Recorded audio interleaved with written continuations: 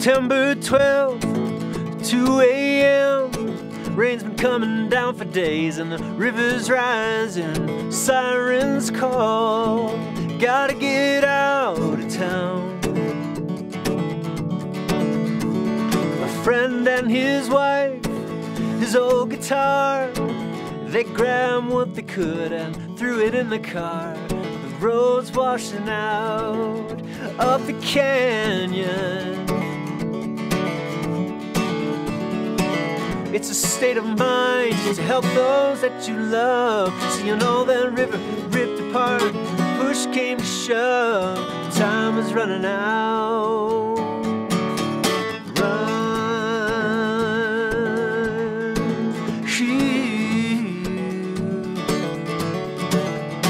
he said, some of the neighbors, stubborn as a mule, gonna ride it out up on the butte, but there's no getting round, the highway's gone. Like nothing they've ever seen before, cars floating by, the river ran down Main Street, they didn't get far. It took so much not to give up anymore. So they waited for the Chinooks up on higher ground at daybreak and lifted over what's left of the town.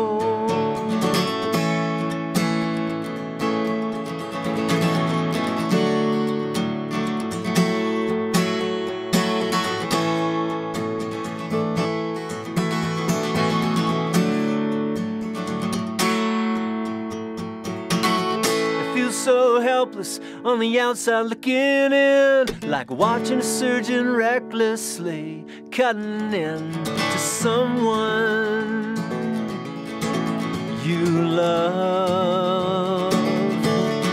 Now the water's fanning out across the floodplain. This river's changing course through farms and open range. This land may never ever be same.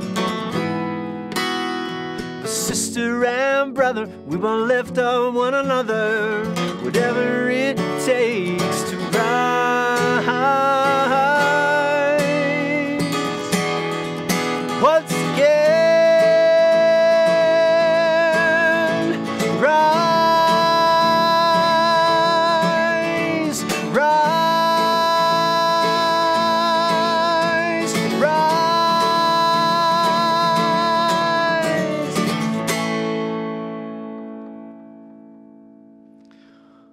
All right, good evening everybody. I am Justin Roth, glad to be back here with jamplay.com with you for this live session. Today I'm going to get into talking primarily, well I guess exclusively, about tuning with harmonics. Now it may not, it may be, you may say, why would I do that? I've got a tuner, I've got an iPhone with a tuner on it. I can take it anywhere I want to go. That's really handy. There's a lot of devices out there these days that make our lives a lot simpler in certain ways, but also make us rely on them in other ways that are not necessarily beneficial to, let's say, in terms of guitar, in terms of our craft, in terms of us listening and using tuning as an exercise, not just to play in tune to A440, you know, or whatever you have your tuner set to, but to also make sure that we are training our ears to be able to listen to our instrument instead of being told when it's in tune. So is that fun and flashy to go out and show somebody how you can tune? Maybe not, but in the background, I think it's a very essential tool. One, there's a practical and a, well, let's see, what would the flip side of a practical be? There's multiple practical reasons why this is helpful. Now, for instance, I'll put out there right away, if you play in a band, if you play with another musician at the same time, of course you need to be both tuned to exactly the same, you know, A440 or using a tuner. That's, of course, beneficial to keep the band in tune. When it's not essential to necessarily use a physical tuner is if you're playing by yourself, or if you're just practicing at home, that's a great opportunity. Instead of using your tuner and having that tell you when you're in tune, is to take that as an opportunity every time before you play to train your ears to be listening to your instrument, whether or not it's tuned. Your open E string is to or your A string is to 440 or whatever the tuner is set to. Is irrelevant because what I'm talking about is a relative tuning versus absolute tuning. A tuner will give you absolute tuning. It'll get you to the concert pitch that you want to be at. But relative tuning is just making sure the guitar is in tune with itself. And when you're practicing, when you're playing solo, that's really the most important thing.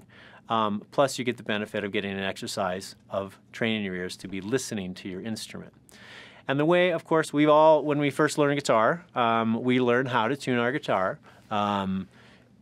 Maybe some of you started with learning by how to do it with a tuner, so that the letter pops up, it tells you what it is, and that's all well and good. So this may be a step back in a sense for some of you. For those of you who maybe first started out by learning by fretting the notes to go from string to string, just for example, like from your low E to tune to the open A, and I won't go in depth on this, I just want to review to compare. We know that if we fret on the 5th fret of the low E string, it should sound the same as our open A string, and vice versa, going up the neck until we get to that B string and having to go to the 4th fret because that one's only a 3rd and not a 4th, and then we're back to the 5th fret again for the top 2 strings. And that's convenient, that's fine. It does require the use of this hand at all times to do the tuning, and if you want to be able to hear both those notes continuing to ring to make sure they're in tune with one another, and this is kind of how we first learned, I guess, relative tuning, where we're making sure the guitar is in tune with itself instead of just using a tuner and making sure that this open E is actually an E. So here we're learning how to get it from string to string in tune with each other. Now if you do this way, it works. However, we're required to hold the finger down to get both those notes to ring, and then a lot of times we reach over to tune it up.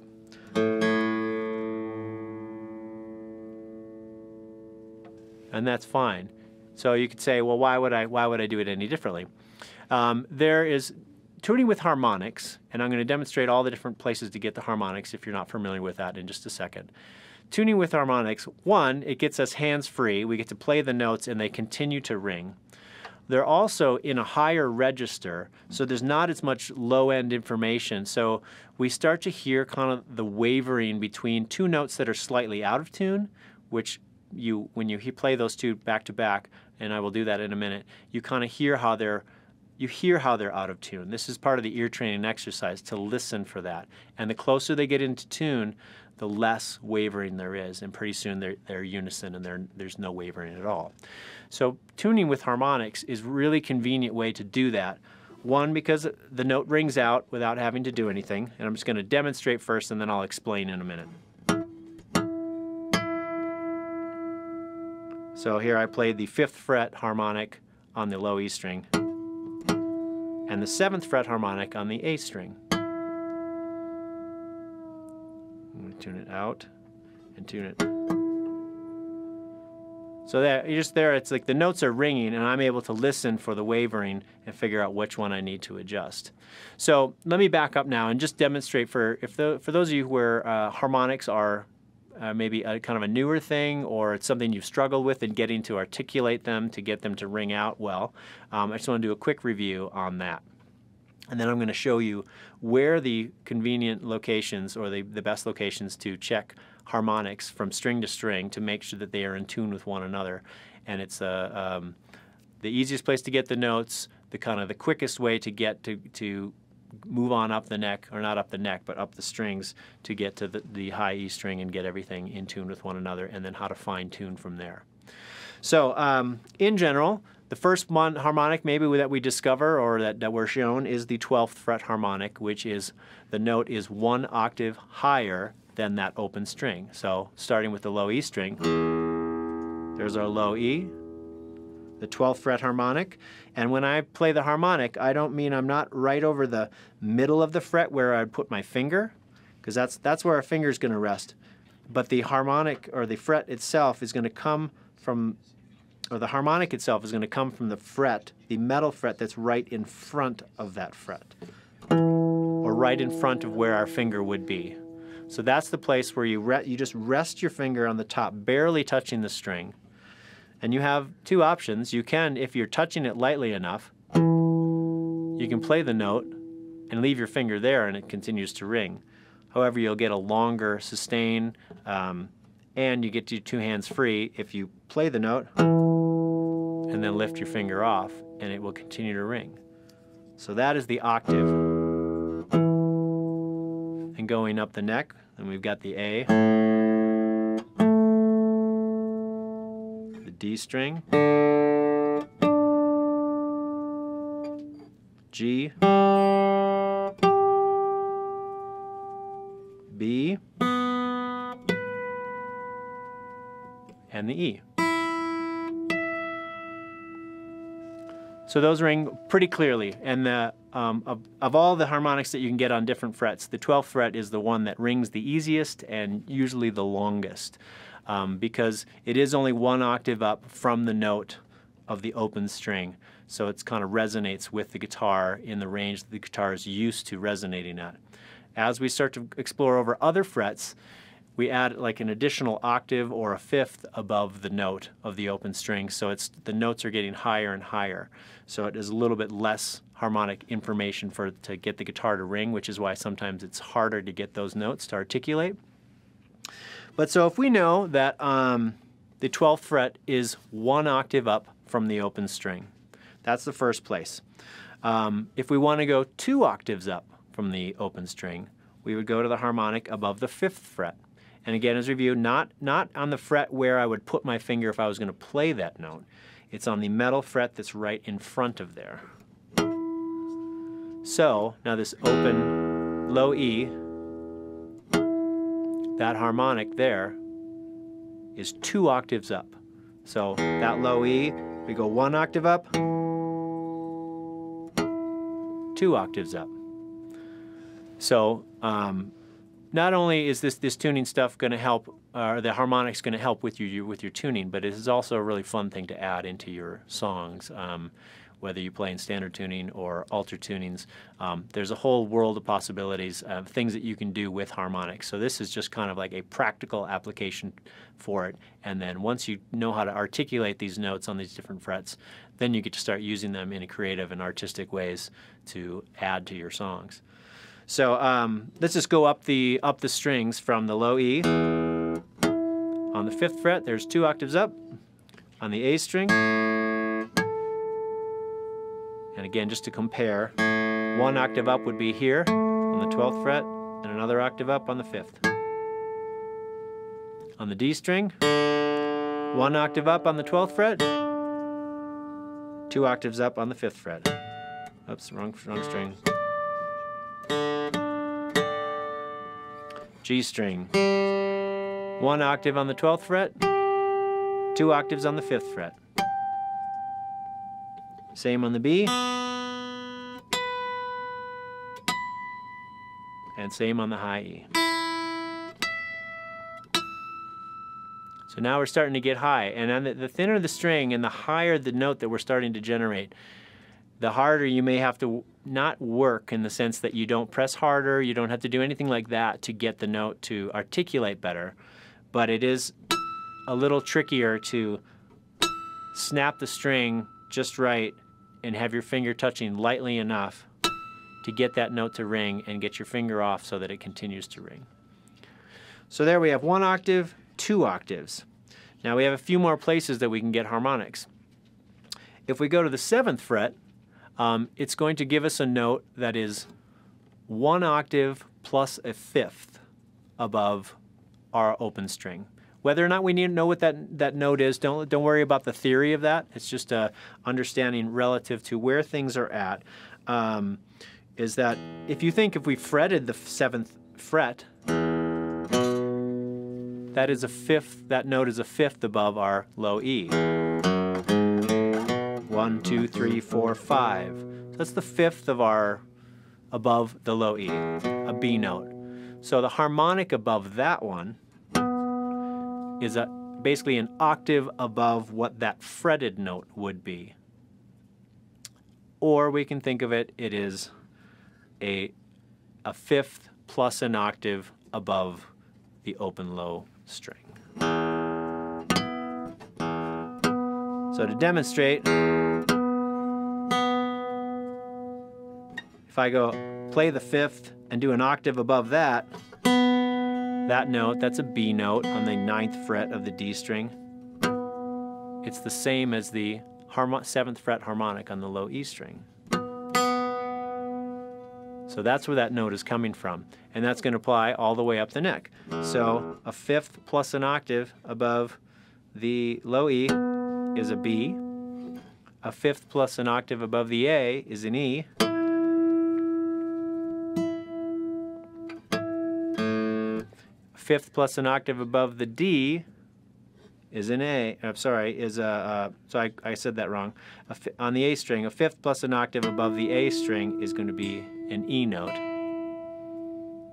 A fifth plus an octave above the D on the 7th fret is an A.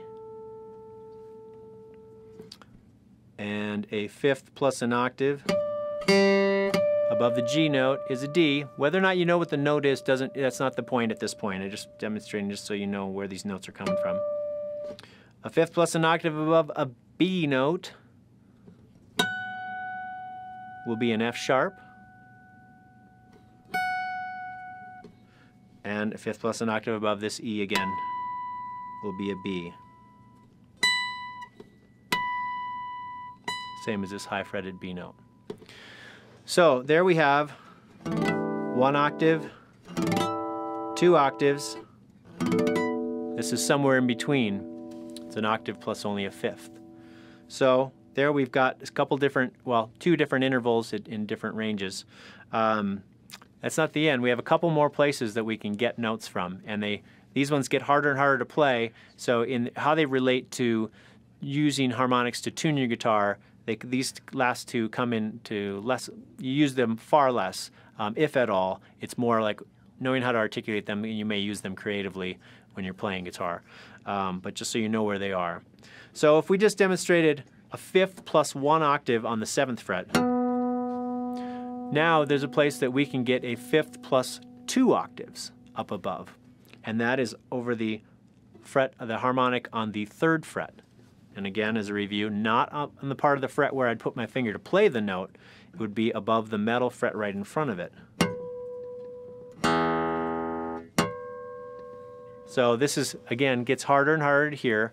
Depending on if you're listening on laptop speakers, there may not be as much information that you're hearing, but if you do this on your own guitar, you will hear it.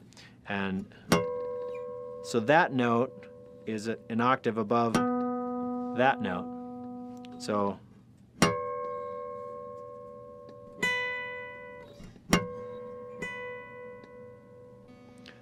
there's that. So it's becoming a bigger and bigger leap, and we can get the same.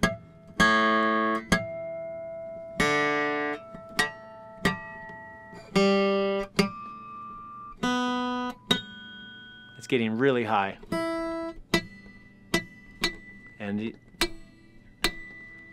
you really have to snap those high strings to get that harmonic to ring out. So they get less and less practical the higher up these notes get. However, once you really learn how to articulate them, you can start to use them in really fun ways.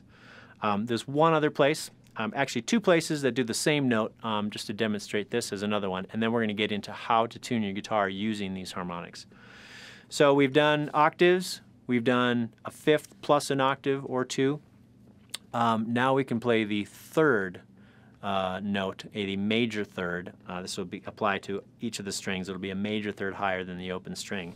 And that is above the fret, again the metal fret, not in between the frets, the metal fret above the 4th or the 9th. It'll be the same note. So there's, well, it's an octave up. It's the same as this major 3rd, the G sharp. But I'll get the same note at the 9th fret harmonic. And I don't know why. I don't know why. I understand. To me, it makes sense why above the third of the scale I would get the third octave, but the ninth, I don't know the physics behind that one.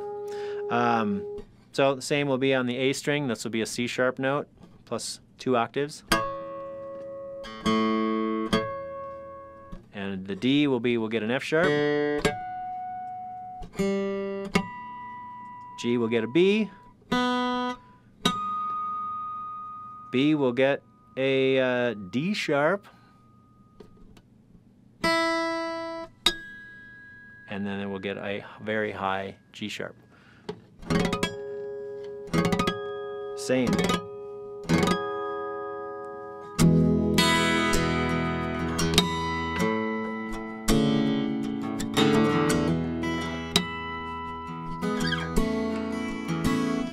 Sounds like there's something happening here. So those are the locations to get some of these harmonics. Now, when it comes, how it comes into play, you can say, well, I just play in standard tuning. I just want to know that. So that's exactly where we're going to start. The relationship that we figured out when we learned how to tune one string to the next based on frets is that we would fret the lower string on the 5th fret, and it will be the same as the next open string. Now, the relationship that we need to know in standard tuning for tuning with harmonics looks a little bit different. It'll be the lower string, and we're going to start with the low E. It'll be the harmonic of the 5th fret, and you can jot this down because it's going to apply. There's certain intervals that will apply across all these strings. The harmonic of the low E string should be the same note as the 7th fret harmonic above the A string. Why is that? Well, we said that the harmonic above the 5th fret is 2 octaves up from E. So it's an E note. The harmonic above the 7th fret on the A string is a 5th plus an octave. So if we forget about the extra octaves and we just say that the 5th fret of a string is an octave relationship above, and the relationship above the 7th fret harmonic is a 5th above. So a 5th above A is E again. So these two notes are an E. So when you know your strings are next side by side are a 4th relationship, which in standard tuning all of them are except the G and the B, and I'll demonstrate that in a second. That's going to apply going up the neck. 5th fret, 7th fret. So there I've got that far. Now I know the next one is a 3rd relationship, so if I did that 5th and 7th fret relationship, it's not going to work. It's a half step off. Sounds kind of cool though. So there's a creative application that you can use at some point. However, so if I say, if I say, well, it's not a 4th relationship, so where can I get that? There's a couple different places you can get it, some more convenient than others. The first place that I go to is to say, if I know that this open string is a B, it's an octave, it's a 5th, based on this low E string, this B is an octave plus a 5th above this low E string. So I could say, well, I know that the 7th fret harmonic is an octave plus a 5th above this low E string. That note, that harmonic should be the same as the open B string. There I've only got to do one harmonic and you just get to use the open string after that. So there I've got those two to listen to. Now I could also get fancy and say a 3rd above the G string on the 4th fret is 2 octaves up from that 3rd note, which is a B note. And the 5th fret of the B string is 2 octaves above that B note.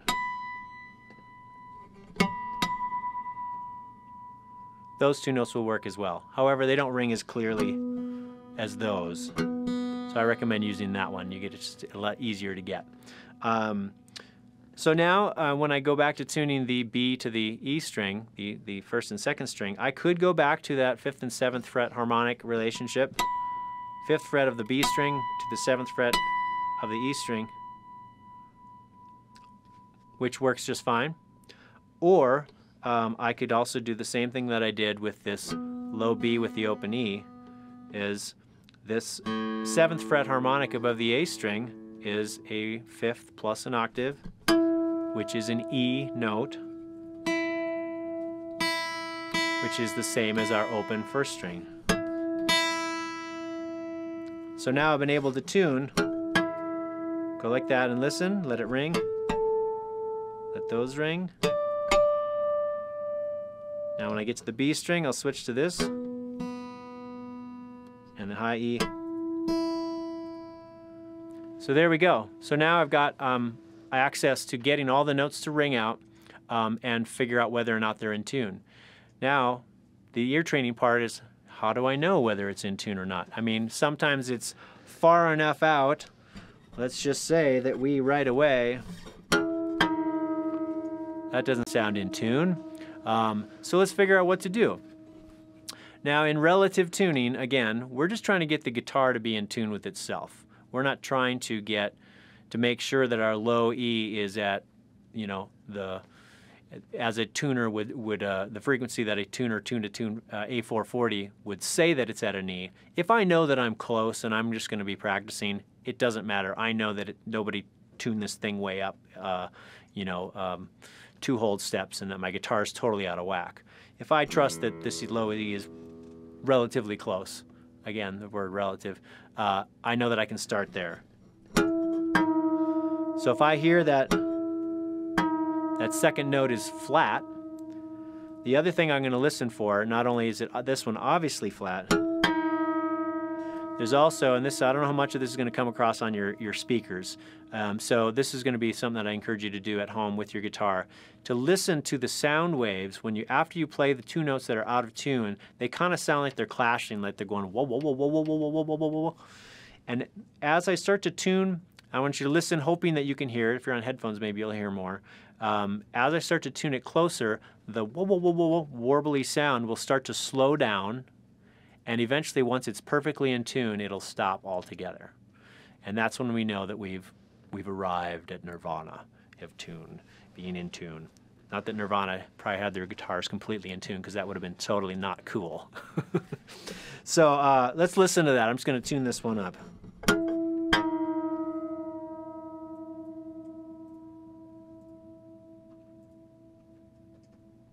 So it gets a little quieter at the end, so I'm just going to play it again.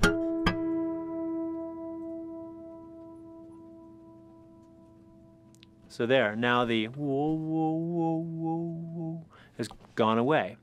So try that on your guitar. I'm not going to go through all the strings on that, because you may not be able to hear it well enough, and you will on your own guitar sitting there in the room. So, but that is the ear training exercise, is really listening to that subtle wavering of the notes. Now, not only does this help you get your guitar to be, really in tune, which is of course helpful and pleasing to all of your listeners.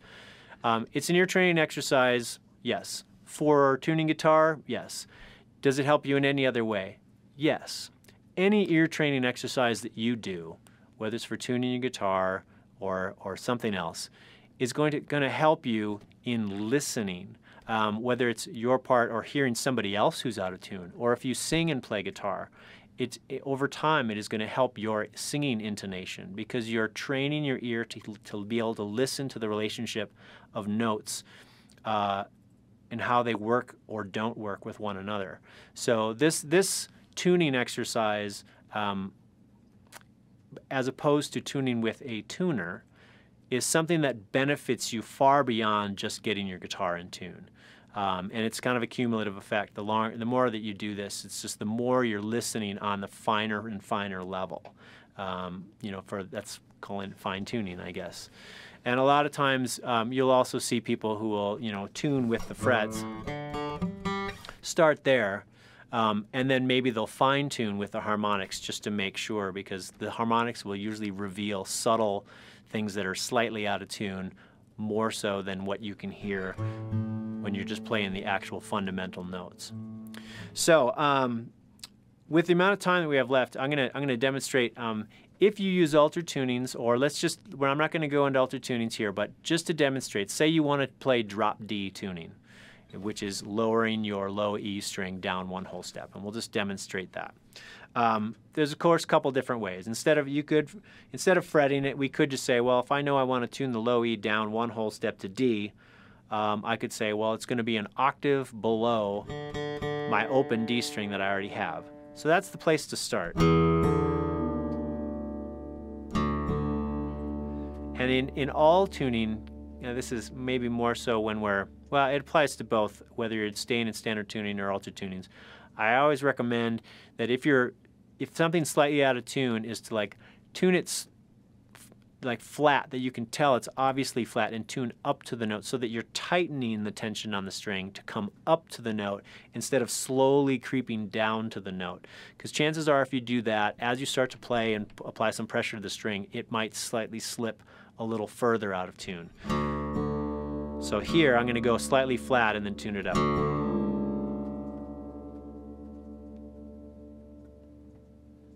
So I can hear the wavering there just on the fundamental notes, but if I want to fine tune it, I've got a couple different ways.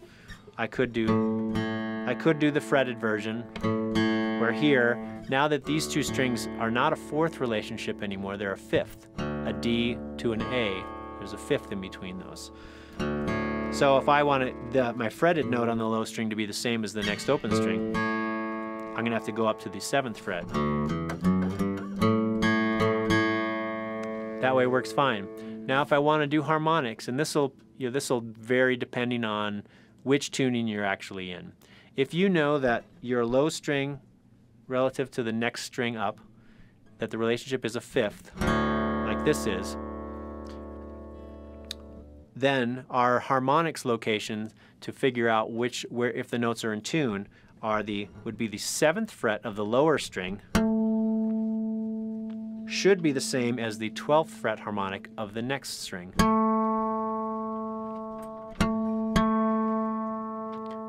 And there I can hear that just fine. So again, that's for when those two strings are a fifth. Going back to standard tuning, when we said if the relationship is only a fourth, then the location of the harmonics that we're looking for are the harmonics of the 5th fret of the lower string to the harmonics of the 7th fret of the next string. So if I wanted to get back to standard tuning, I could say that lower string is flat a whole step.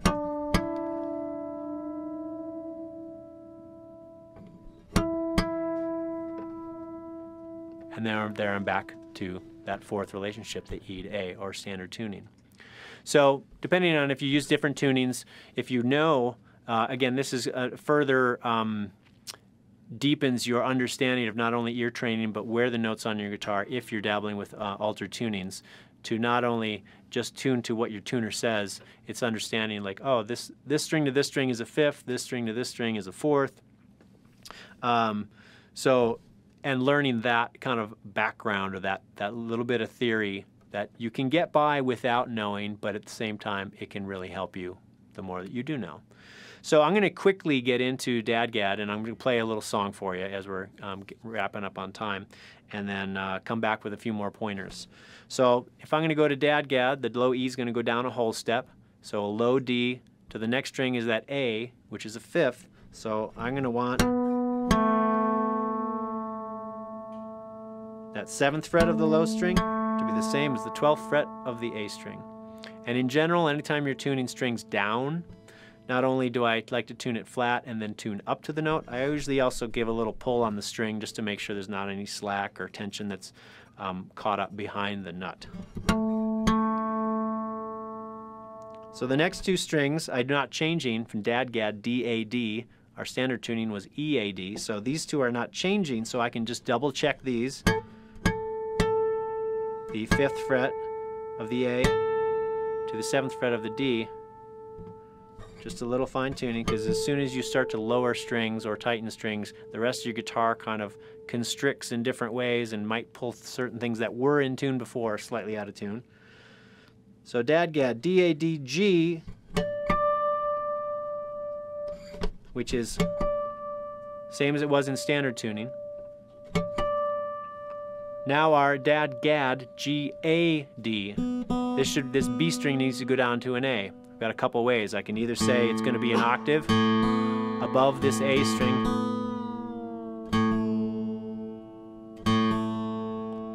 And that works as a good place to start. But if I want to double check it, before in standard tuning, we said that our low E, the 7th fret of the low E string, would be the same as our open B string.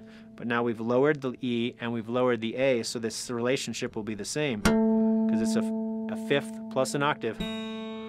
Should be the same as that open A string on our 2nd string now. And now I'm going to do the same. I'm going to lower the E string, the high E, down a whole step. I could start by making it an octave above this D. Pull on the string a little bit. Sounds pretty good, but I'm going to double check it with the 7th fret harmonic above the A, which is a 5th and an octave above.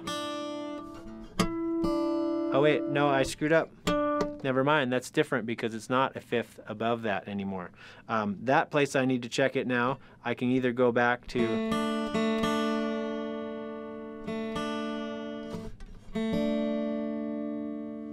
since it's a 4th relationship, the A to the D, I can go back to the 5th fret of the 2nd string to the 7th fret of the 1st string.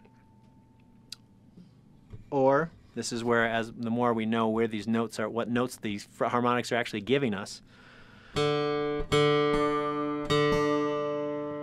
That octave relationship sounds fine, but sometimes hearing a unison is even easier to see if it's totally in tune. So if that's an octave, why don't I get rid of the octave and play the 12th fret harmonic on the D string?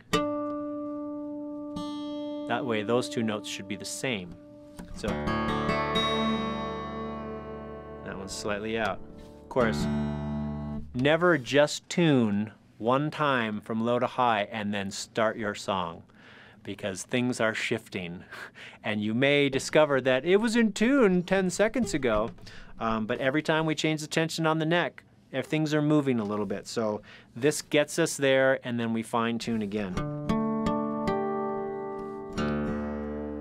And in the end, use your ears, because where some of you may discover an additional challenge is tuning with harmonics will also reveal whether or not the intonation on your guitar itself is set up properly.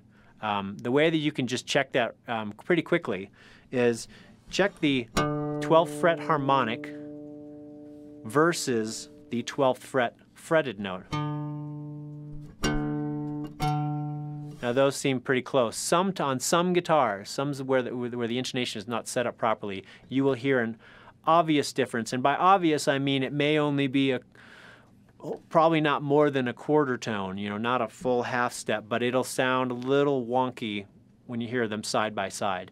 If you hear that on your guitar, that means that you need to bring it in and have somebody set it up. It's probably just a saddle adjustment, because tuning with harmonics on a guitar that isn't set up properly could be a challenge. And you've probably already noticed, if that's the case on your guitar, you've probably already noticed when you tune using the fretted version, or even with a tuner for that sake, where the open strings are open, or the open strings are in tune, and then when you play chords, everything sounds off.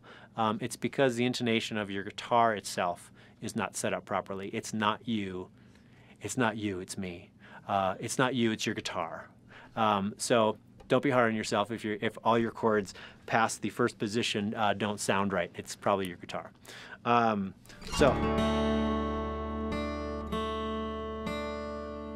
So here, I'm going to play a song in Dadgad tuning here.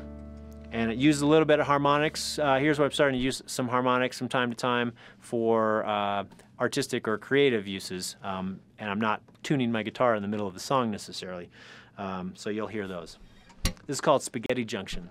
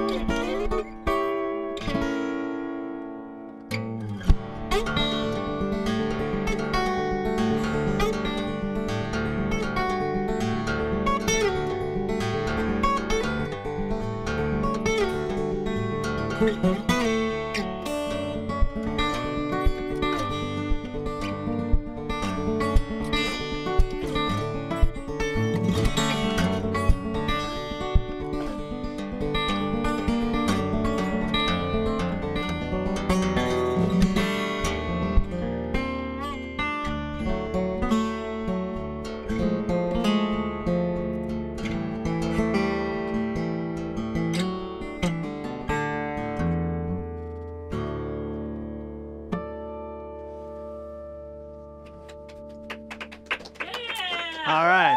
Thank you. All right. Do you need to like give something away, or should I? We don't really need to. You don't need to. I mean, I could just take what the guitars that are left. Okay. Yeah, I'll just take them home. Yeah, we what don't. do you guys think? Well, we don't need to give away 2 guitars, but I think we want to give away You 2 want to? guitars. That We sounds would be good. Lynched, like a lynch mob would come at us, torches ablazing, if we didn't. Lynch mob. Yeah. I think everybody wants us to give away a guitar. Which one do you guys want to start with? The SR or the Stevie. Wait, Steve Vai. All right, so we're gonna do the Steve Ibanez Vai. first. Let's just call it the Ibanez. All right. With the Yeah, handle. we're gonna call it the handled Ibanez. You want me to? All right. Can you bludgeon Justin with it, please? Do you want me? I don't think he wants me to do that. You Well, want? I didn't ask if he wanted you to bludgeon him. Rock and roll. Okay, so it's time to give away the Ibanez with the handle. And so first thing I'm going to do is ask everybody in the chat rooms to quiet down and hold your comments. That way we can get through this, because we do have another one to give away after this one as well. All right, so the rules, as I'm sure many of you are tired of hearing, but for anybody that has just joined us, to have been entered to win one of these guitars, you have had to have been participating meaningfully in the chat room over the course of the past hour or so. And what we do is we log those individual people into a spreadsheet, and then we use a random number generator to randomly pick our winners. We do have some alternates picked as well. In order to receive the guitar, you must be in the US, Canada, or Mexico. If you are outside of that, we don't want you to leave empty-handed. We will provide you a $100 gift card that you can use pretty much for anything, but we would hope that you would use it on something musically related. If you are outside of the US, Canada, and Mexico, and you have a relative, friend, coworker that can take the guitar for you and has a address in that area, that is fine, but please be aware that we cannot guarantee what will happen with that guitar in somebody else's hands, and we won't be held liable for it. And if you are still thinking about shipping it from that person to yourself, I would still recommend just going out today and buying a new guitar, because after you pay shipping and import taxes, it's going to be more than the guitar that we're giving you is worth anyway. So, without further ado, we do have we've got basically winners and alternates for both guitars, but right now we are giving away the Ibanez. Do you have everything all typed out? Yeah, one sec. We're trying to figure something out. Which guitar was the nylon string? Because if we haven't given them nylon string, we actually have a third guitar. One of these guitars was nylon string, and I can't remember if we. It was one of the Yamahas, wasn't it? Yamaha. Okay. Yeah, it was a Yamaha. Okay. Everything's good then. Yes, we are ready to go. Okay, all right. So here we go. You will have 2 minutes. The winners here will have 2 minutes to respond. You must respond that you are here, and you must tell us where you live. So, without further ado, the winner of the Ibanez Steve Vai handle guitar is Richard DeRuiter. Yeah. Richard DeRuiter, you have won the Ibanez guitar. Please let us know that you are here and where you are from. Yeah, Richard is here. He says, that's me. I'm from Washington State. Excellent. Awesome, Richard. Please send us an email to support@jamplay.com. We'll need your name, your shipping address, and your phone number. And your social security number. And Jeff needs your social security number. Not really. Don't send that. Please don't send that. Yeah, we not. All right. Should we just go straight into the next Let's one? just go straight into it, because I think we're all kind of tired and hungry. Yeah, let's go straight into it. All right. So, same deal here. This one is going to be for the PRS SE 245. Man, this thing is pretty too. That looks like a 1950s car paint job in a good way. Yes. Yeah, that's got Hot Rod written all over it. All right, I'm just waiting for Jeff here. You ready? Okay. All right, so the winner of the PRS SE 245 is Ricky Levy. Ricky Levy, you have 2 minutes to let us know that you are here and where you live. Ricky Levy. All right. Let's see if he's here. I can't remember if he was on live stream or on Jamplay. I don't think he was on Facebook. Ricky Levy, yes, I'm here. I'm from New York. Yeah! Awesome. Ricky, congratulations. You've got the PRS SE. Please send us an email to support@jamplay.com with your shipping address, phone number, name, all that good stuff, and we'll get that sent out to you.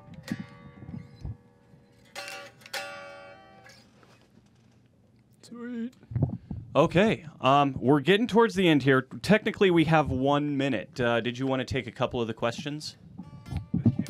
In 1 minute. You wanna answer that? Yeah. Do you want to answer 10 questions Yes in or 1 no minute? questions? No. All right, there you Justin, go. do I have gigantic muscles? This is Jeff talking. No. Does he have gigantic muscles? You know, this whole time I've been talking about relative tuning. Relative to what, Jeff? Relative to a bowl. To a bull. Yes, you have ginormous muscles. All right. Here's one from Jerry. Does it make a difference in effectiveness of the harmonic where you pick the string in relation to the bridge? In general, the closer you pick to the bridge, the brighter and snappier the sound that you're going to get is going to be, whether we're just talking just in case of strumming, this is kind of warm and soft, and that's bright and shiny. So it's just the physics of the guitar. We're creating the snap in the string where it has far more, as less distance that it can move back here because it's fastened. So your harmonics, because some of them you have to snap pretty tightly, if you pick up here where you maybe normally strum, your string is going to move a little bit more when you pluck it, which may make it harder to really get this note because your finger again is resting gently on the string. So to minimize the amount that the string is moving as you're trying to pluck it, if you do pluck back closer to the bridge, there's just less fluctuation of the string itself. So you will get a brighter and snappier sound if you pick it back by the bridge. Good question. Okay, here's one from Hal, and you kind of hit on this a little bit, but doesn't intonation of the instrument come into play as to how accurate your harmonics will be and hence your tuning? Yes, as I said, you may not have caught just a few minutes before I talked about that. If you're a way to check the intonation of your guitar from the get-go, which will of course affect your tuning, your playing, it'll affect everything, is to check the 12th fret harmonic versus the fretted 12th note. And if you start to notice on any of the strings that they are, when I mentioned that seem obviously out, and that's maybe not the right word because it's probably like a quarter tone, not quite a half step or 1 fret off. It's probably not going to be that far. But if you go back and if you start to hear that there's a subtle little shift in the pitch, that means your guitar is not set up properly and the intonation is off. So if the intonation, that's the first place you should start to make sure your intonation's good. And then if it's not good, then everything else is going to be slightly off. So definitely check and make sure that your guitar is intonated properly. If you notice that there's some strings that are out, even if depending on your level of ear training, if you can't quite tell, check that with your tuner. And see, does the needle slightly go a little bit sharp or a little bit flat on one or the other notes to show that they're not necessarily exactly the same. And if that's the case, bring it into your local shop or luthier and have them do an adjustment. Usually it's relatively inexpensive unless it's like fret wear or other things that are causing intonation problems. But just the 12th fret harmonic should just be referring to the intonation, which is probably going to be a saddle adjustment, or maybe they'll replace the saddle and file it down at different angles. If you ever look at your saddle, you'll see that some are sloped backwards, some are sloped forwards, and that's all to compensate for the intonation on your guitar. So check your intonation, and then if you know that you're good there, then using the harmonics to tune the rest of your guitar is going to be a very handy and accurate thing. Okay. We just had the best review ever. Somebody said, "Thank you, Jamplay. This was way better than cleaning my house." Awesome. Put that on the slogan on the side. That should be our marketing angle for Way now on. better than cleaning Way the better than house. mowing the lawn. All right, good. All right. Maybe a couple more here. Yeah, sure. Okay, from Jeff. When is a good time to learn about a capo and its uses? Always. Always. Right now, if we had a bunch more time, or as soon as we're done, go to jamplay.com, which you're already at, and look up my name, Justin Roth, and there's a bunch of capo and partial capo exercises, workshops on there. Both just uses of standard tuning, understanding how to use it in standard tuning, or not just standard tuning, a standard capo that covers all 6 strings, different ways to use it, aside from the typical, oh, I'm going to put it on and just play the same chords raised up a whole step. There's all sorts of different ways you can go into learning about how to use capos in a practical and creative way, and especially when you get to the partial capos. And just as a quick intro, partial capos are, for the 2 that I use, or the 3 essentially capos that I use, are Kaiser capos. The drop D capo only covers the top 5 strings, leaving the low string open. And then the other partial capo is the shortcut capo by Kaiser. It only covers the A, D, and G, or your 3rd, 4th, and 5th string, leaving the lowest string open and the top 2 strings open. And I'm not calling them by their letter name because you can use them in standard tuning, which is the place to start, but then you can also use them in altered tuning. So depending on what those strings are tuned to, it could be any number of things. And there's lots of different places you can use it on the neck to expand the sonic possibilities that you can get out of the guitar. And for starters, using them in standard tuning is a way to really enlighten your ear to what altered tunings may sound like, because you're going to get all these extra notes that are going to ring out past the capo and sound like you're in altered tuning, but all your chord shapes above the capo are still going to be in standard, so you're not having to relearn necessarily new chord shapes, and some of them just make it simpler to play. So look me up on the site, and there's a bunch of capo workshops. If you need to get partial capos, you can also go to justinroth.bandcamp.com, and I've got partial capos available there if you can't find them at your local music stores. So there you go. Capos, always. I love them. All right. And now to wrap it up, here's a guitar maintenance question. Mm-hmm. How often should you change your guitar strings? When they don't sound good. And that's going to factor into how often are you playing, and what tone do you like. Some people, like me personally, when I put brand new strings on, a lot of times it's too bright and shimmery. That's the idea of it being new and shiny. However, I like strings that are slightly broken in, which will mean if I'm going to change strings before a show, I'm not going to change them an hour before the show unless I happen to break one, and I have to. I'm going to change them a day or 2 before, and I'm going to play it a bunch and maybe play it harder than I normally would, because it just kind of gets the strings loosened up. It's like taking it for a warm-up lap so that they're not so shiny. It's kind of like when you put new brakes on your car and then the first time you drive them out of the lot, they smoke. It's like, they're like, don't worry, the brakes are good. You just have to break them in a little bit, then they'll do exactly what you want them to do.